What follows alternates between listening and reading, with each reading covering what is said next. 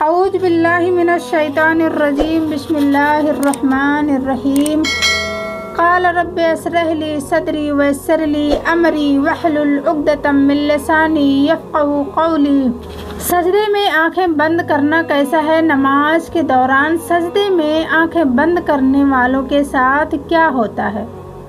محترم ناظرین، آج کی اس ویڈیو میں ہم آپ کی توجہ ایک اہم مسئلے کی جانب کروائیں گے۔ کیا نماز میں آنکھیں بند کرنا درست ہے یا نہیں، اور کن حالات میں آنکھیں بند کرنے کی اجازت دی گئی ہے، اور جو لوگ نماز کے دوران سجدے میں آنکھیں بند کر لیتے ہیں ان کے ساتھ کیا ہوتا ہے؟ علماء کرام نے اس حوالے سے کیا دلائل پیش کیے ہیں؟ ان سب سوالوں کے جواب جاننے کے لیے اس بیان کو آخر تک ضرور سنیے گا۔ محترم ناظرین، دین اسلام کا دوسرا ستون نماز ہے۔ قرآن پاک میں جگہ جگہ ایمان کے بعد سب سے زیادہ ذکر نماز قائم کرنے کا ہے۔ نماز بندے کو اپنے رب کے اتنا قریب کر دیتی ہے کہ اتنی قریب کسی بھی دوسرے عمل کے ذریعے اور کسی بھی دوسرے حالت میں حاصل نہیں ہو سکتی۔ نماز قائم کرنے کی بدولت ہی مسلمان اللہ کی یاد، اس کا قرب، اس کی حضوری اور اس کی ہم کلامی جیسی نعمتوں سے فیض یاب ہوتا ہے۔ اور سجدہ جو نماز میں کیا جاتا ہے، یہ ایسی حالت ہوتی ہے کہ انسان اپنا ماتھا، اپنی پیشانی، جو کہ انسانی جسم کا سب سے معتبر حصہ ہے، اللہ تبارک و تعالیٰ کے حضور میں اپنا ماتھا، اپنی پیشانی زمین پر لگا دیتا ہے۔ اپنی پیشانی کو زمین پر کیوں لگاتا ہے؟ اس لیے کہ وہ ظاہر کرتا ہے کہ میری یہ معتبر پیشانی اللہ کے حکم کے آگے زیر ہو چکی ہے۔ یہ میرے رب کا حکم تھا کہ اپنی پیشانی کو سجدے میں زمین پر لگاؤ۔ یا اللہ، میں نے تیرے حکم کی تعمیل کی، میں اکڑا نہیں، میں اترایا نہیں، میں نے اپنے جسم کا معتبر حصہ، اہم حصہ تیرے حکم کے خاطر جھکا دیا۔ یہی وجہ ہے کہ سجدے انسان کو اللہ تبارک و تعالیٰ کا مقرب بندہ بنا دیتے ہیں، اللہ کی قربت حاصل ہو جاتی ہے۔ سجدے کرنے والا انسان اللہ کا پسندیدہ انسان بن جاتا ہے، مقرب بن جاتا ہے۔ کیا دین کی روح اور بندگی کی معراج ان چیزوں کے سوا اور بھی کچھ ہو سکتی ہے؟ ظاہر ہے کہ نہیں ہو سکتی۔ ایمان کی جڑوں کو نمی اور تازگی صرف اللہ تبارک و تعالیٰ کی یاد سے ہی ملتی ہے۔ جس درخت کی جڑوں کو نمی تازگی نہ ملے تو سوکھنے لگتا ہے اور پھلنا پھولنا بند کر دیتا ہے۔ اس لیے جس شخص کا دل اللہ تبارک و تعالیٰ کی یاد سے غافل ہو، اس کا ایمان مر جاتا ہے۔ نیک اور صالح شخص صرف وہی ہو سکتا ہے جس کے اندر ایمان کی تازگی موجود ہو، اور ایمان اسی کا تازہ ہو سکتا ہے جس کے دل میں اللہ تبارک و تعالیٰ کی یاد گھر کر گئی ہو۔ نماز کی بہت بڑی اہمیت ہے۔ مسلمان اور کافر میں فرق کرنے والی نماز ہی ہے، یعنی جو نماز پڑھتا ہے وہ مسلمان ہے، اور جو نماز نہیں پڑھتا وہ کافر ہے۔ میرے دوستوں اور میری پیاری بہنوں، فاطمہ رضی اللہ تعالی عنہ نے کبھی بھی نماز قضا نہیں فرمائی۔ یہ ہمارے زمانے کی عورتیں کہتی ہیں کہ گھر میں کام زیادہ ہوتا ہے، تھکاوٹ ہو جاتی ہے، نماز کا ٹائم نہیں ملتا، تلاوت کا ٹائم نہیں ملتا۔ ایک مرتبہ رسول صلی اللہ علیہ وآلہ وسلم اپنی بیٹی سیدنا فاطمہ رضی اللہ تعالی عنہ کے گھر تشریف لائے۔ فاطمہ رضی اللہ تعالی عنہ نماز پڑھ رہی تھی، کھڑی ہونے لگی نماز کے لیے تو دھڑام سے نیچے گر پڑی، پھر کھڑی ہونے لگی، پھر گر پڑی، پھر کھڑی ہوئی، پھر گر پڑی، 5 مرتبہ گری۔ نماز کے بعد رسول صلی اللہ علیہ وآلہ وسلم نے اپنے جگر گوشہ سے پوچھا، بیٹی کیا بات ہے؟ عرض کیا، یا رسول اللہ علیہ وآلہ وسلم، آپ کی بیٹی کا 5 دن سے فاقہ ہے۔ سیدہ فاطمہ رضی اللہ تعالی عنہ جو جنت کی ساری عورتوں کی سردار ہیں، ان کا یہ حال ہے۔ اپنی بیٹیوں بہنوں کو حضرت فاطمہ زہرا، حضرت زینب رضی اللہ تعالی عنہ کے قصے سنایا کرو تاکہ ان کا نماز پر یقین پیدا ہو۔ ذرا غور سے سننا اور یاد رکھنا کہ جو بھی یہ سن رہا ہے اگر ادھورے میں چھوڑ کر گیا تو یہ اس بات کا گواہی ہوگا کہ کوئی تمہیں بتا رہا تھا اور تم نے سننے سے انکار کر دیا۔ یہ ہمیں پکڑوا بھی سکتی ہے۔ قیامت کے دن ان کی وجہ سے بڑی پکڑ ہوگی، انسان کا بڑا نقصان ہوگا۔ جتنی زیادہ اذان سنتے ہو اور مسجد میں نہیں جاتے اتنا ہی ڈبل گناہ ہے۔ صبح کے وقت میں ہر چیز اٹھتی ہے، چرندے پرندے چھوٹی موٹی تمام مخلوق اللہ کا نام لیتی ہے اور یہ مسلمان سوئے پڑے ہوتے ہیں۔ حدیث پاک میں آتا ہے کہ قرآن کریم میں بھی یہ کہ درختوں کے پتے بھی اللہ کا نام لیتے ہیں، پتھروں کے کنکر بھی اللہ کا نام لیتے ہیں، زمین آسمان کے درمیان میں سمندر کا قطرہ قطرہ اللہ کا نام لیتا ہے، دریا کا قطرہ قطرہ اپنے اللہ کو یاد کرتا ہے۔ اللہ کے ذکر سے اور نماز جیسے عظیم کام سے صرف انسان ہی غافل ہے۔ محترم ناظرین، ہم آپ کو نماز میں آنکھیں بند کرنے کے حوالے سے فقہ کی کیا رائے ہے وہ بھی بتائیں گے، لیکن اس سے پہلے ضروری ہے کہ رسول پاک صلی اللہ علیہ وآلہ وسلم کی نماز کیسی تھی اس حوالے سے بات کی جائے، کیونکہ حدیث پاک کا مفہوم ہے کہ تم نماز ویسے ہی ادا کرو جیسے تم نے مجھے ادا کرتے ہوئے دیکھا۔ تو ناظرین، اس لیے ضروری ہے کہ رسول پاک صلی اللہ علیہ وآلہ وسلم کی نماز کی حالت کے بارے میں جانا جائے کہ اللہ کے نبی نماز کس طرح سے ادا کرتے تھے۔ اللہ تبارک و تعالیٰ کے محبوب بندوں میں انبیاء کرام علیہ السلام، صحابہ کرام رضوان اللہ اجمعین اور اولیاء کرام رحمت اللہ علیہ ہیں۔ اللہ تبارک و تعالیٰ نے انہیں اپنی رحمت خاص سے نوازا اور انہیں بہترین مقام عطا فرمائے۔ ان محبوب ہستیوں کی نماز بے پناہ محبت اور خشوع و خضوع تھا۔ رسول صلی اللہ علیہ وآلہ وسلم اعلان نبوت سے پہلے بھی غار حرا میں کافی عرصہ عبادت الہی میں مصروف رہے ہیں، مگر جب آپ صلی اللہ علیہ وآلہ وسلم نے اعلان نبوت فرمایا تو آپ صلی اللہ علیہ وآلہ وسلم کو نماز کا حکم ملا اور آپ صلی اللہ علیہ وآلہ وسلم اس پر کاربند ہو گئے۔ ابتدا میں آپ چھپ کر نماز ادا کیا کرتے تھے۔ رسول صلی اللہ علیہ وآلہ وسلم کی نماز مثالی ہے، آپ کی نماز میں حد درجے کی مثال تھی، گویا کہ آپ کی نماز کامل تھی۔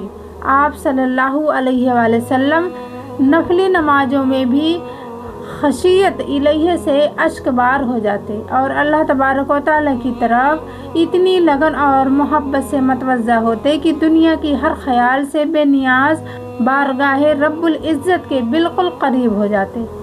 اللہ تبارک و تعالیٰ کے حضور آپ صلی اللہ علیہ وآلہ وسلم جیسی کامل اور مقبول نماز نہ ہوگی۔ حضور صلی اللہ علیہ وآلہ وسلم جیسی کامل اور مقبول نماز نہ کوئی پڑھ سکا ہے اور نہ کوئی پڑھ سکے گا۔ آپ تہجد پڑھایا کرتے تھے اور شروع میں آپ صلی اللہ علیہ وآلہ وسلم پر نماز تہجد فرض تھی۔ اس کے کچھ عرصے کے بعد صبح و شام آپ صلی اللہ علیہ وآلہ وسلم نے 2 رکعتیں پڑھنا شروع کر دی۔ اس کا ذکر قرآن پاک میں یوں ہوا ہے کہ صبح و شام اپنے پروردگار کا نام یاد کیا کرو اور رات کے وقت دیر تک اس کو سجدہ کیا کرو، اس کی تسبیح کیا کرو۔ مفسرین کا کہنا ہے کہ رات کو اٹھ کر دیر تک نماز پڑھنے کا حکم 1 سال تک باقی رہا، اس کے بعد رات کی نماز فرض کے بجائے نفل ہو گئی۔ تہجد کے نفل ہو جانے کے بعد بھی رسول صلی اللہ علیہ وآلہ وسلم سب میں کثرت سے نماز پڑھا کرتے تھے اور بڑی قرات کیا کرتے تھے۔ بعد میں جب 5 نمازیں باجماعت فرض ہو گئیں تو آپ صلی اللہ علیہ وآلہ وسلم نے آخری دم تک اس فریضے کو بڑے احسن طریقے سے سر انجام دیا۔ آپ صلی اللہ علیہ وآلہ وسلم کی نماز میں اتنی عاجزی اور خضوع ہوتا کہ اس کی مثال نہیں ملتی۔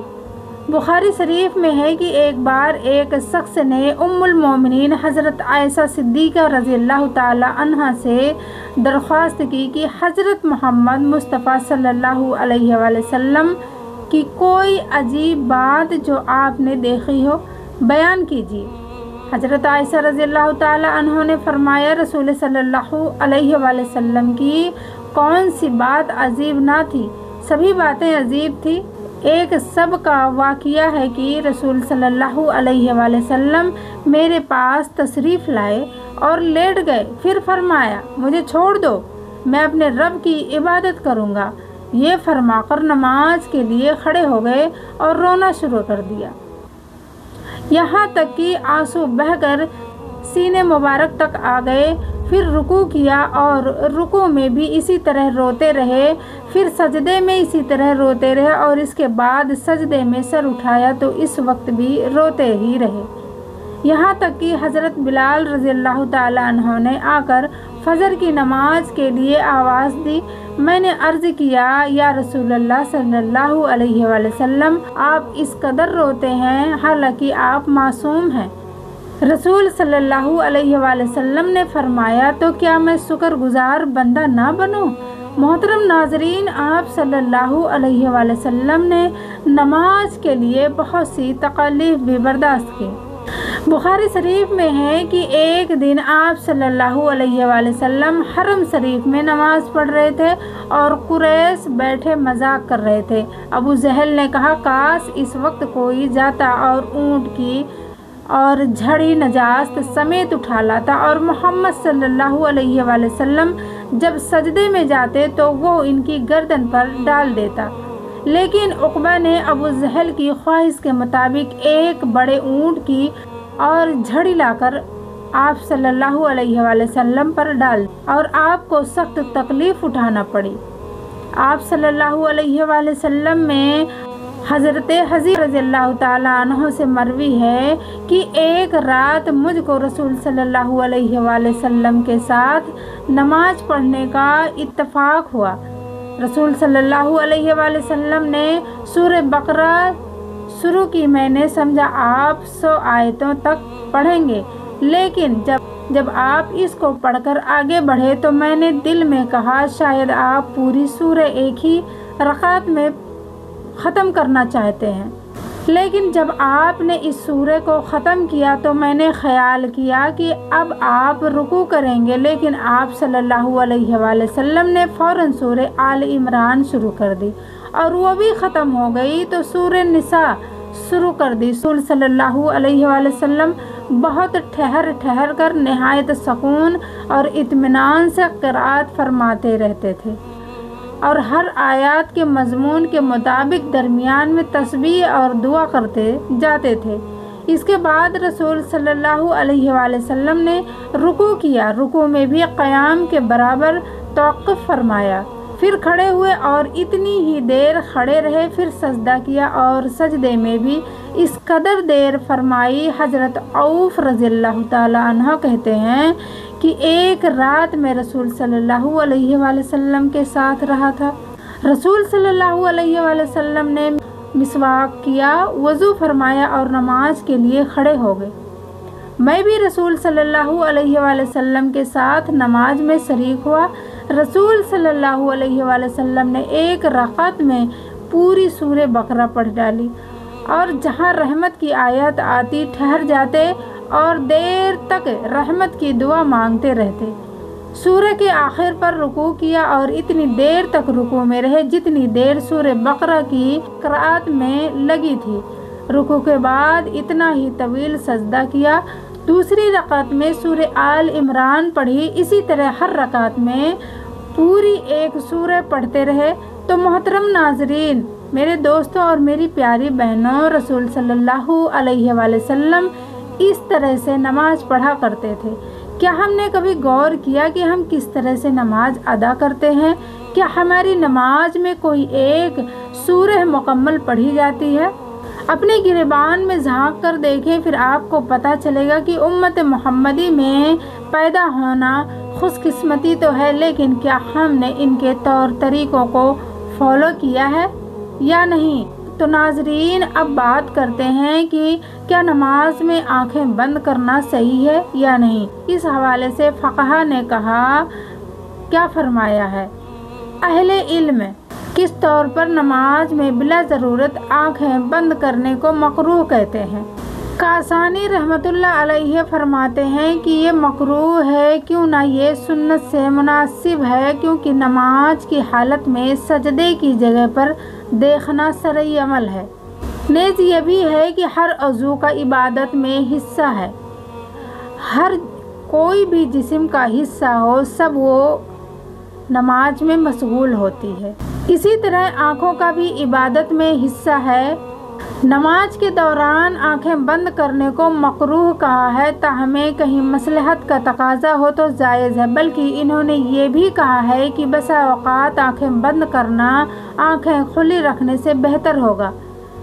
امام عاص بن عبداللہ رحمۃ اللہ علیہ نے اپنی فتویٰ میں مصروف کے ضرورت کے وقت آنکھیں بند کرنے کی اجازت دی ہے۔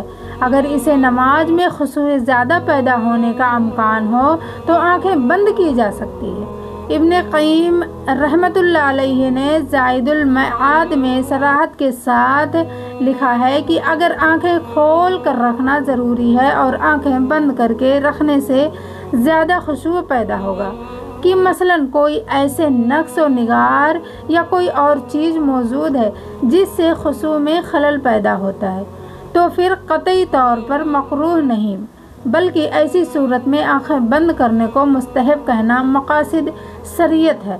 مقاصد شریعت سے مکروہ ہے کہ نسبت قریب تر ہے، واللہ عالم۔ تو ناظرین فقہا کے فرمان کے مطابق ہم نے دیکھا کیا نماز کے دوران آنکھیں بند کی جا سکتی ہے یا نہیں۔ بہرحال بہتر تو یہ ہے کہ آنکھیں کھول کر نماز پڑھی جائے، کیونکہ نماز پڑھنے کے دوران سجدے کی جگہ پر دیکھنا ضروری ہے۔ سو ناظرین آخر میں اللہ سے دعا ہے کہ اللہ تبارک و تعالی ہمیں دین کی صحیح سمجھ بوجھ عطا فرمائے، ہماری نمازوں میں خشوع پیدا فرمائے، اور جس طرح سے رسول صلی اللہ علیہ وآلہ وسلم نے زندگی گزاری ہے انہی کے نقش قدم پر چلنے کی توفیق عطا فرمائے۔ ہم رسول صلی اللہ علیہ وآلہ وسلم کی سنتوں پر عمل کرنے والے بن جائیں، ہمارا جینا مرنا رسول صلی اللہ علیہ وآلہ وسلم کی اتباع میں گزرے، رسول صلی اللہ علیہ وآلہ وسلم کی امتی پکے امتی بنے۔ یا اللہ پاک ہمارے اس دعا کو قبول فرما، ہماری عبادت کو قبول فرما، اور ہمیں نیک لوگوں میں شامل کر اللہ ہمیں ہدایت دے، اللہ اپنا قرب حاصل کرنے کا ہمیں موقع دے۔ وآخر دعوانا الحمدللہ رب العالمین۔